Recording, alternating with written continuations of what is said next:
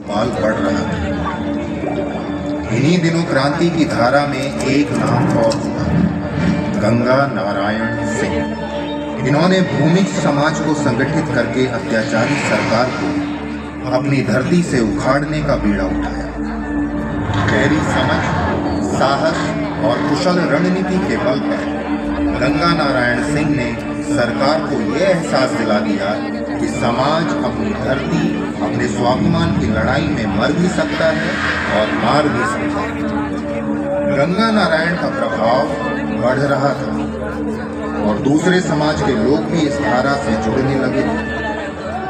बस अंग्रेजों ने इस नाम को पूरी तरह से मिटाने की ठानी।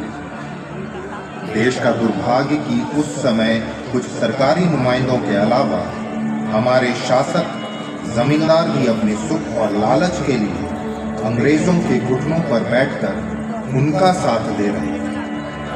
ठाकुर चेतन सिंह ने अंग्रेजों के इशारे पर षड्यंत्र रच के गंगा नारायण की हत्या कर और शहीद गंगा नारायण का सर काटकर कप्तान विल्किंसन के पास में इस प्रकार अपनी धरती की लड़ाई लड़ते हुए एक और योद्धा गंगा नारायण सिंह शहीद हो गए।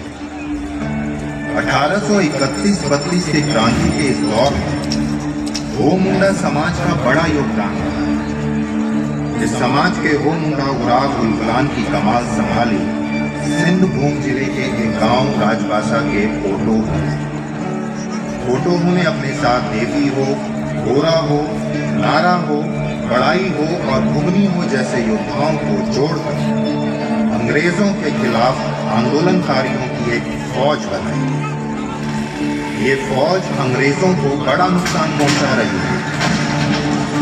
18 नवंबर 1837 को सिरिंसिया घाटी में अंग्रेजी सरकार और फौज के बीच एक बड़ी लड़ाई हुई। इस लड़ाई में कुछ आंदोलनकारी तो शहीद हुए, लेकिन कई सिपाही भी मारे गए। आंदोलनकारियों की इस तरह से उग्र होकर बर्ताव करने की ये पहली घटना थी। शिकस्त से मार खाई सरकार दिलमिला उठी। तो सरकार ने इस समाज पर अपने अत्याचार बढ़ा दिए, लोगों को यातनाएं दी गई, गाँव को आग लगा दी गई।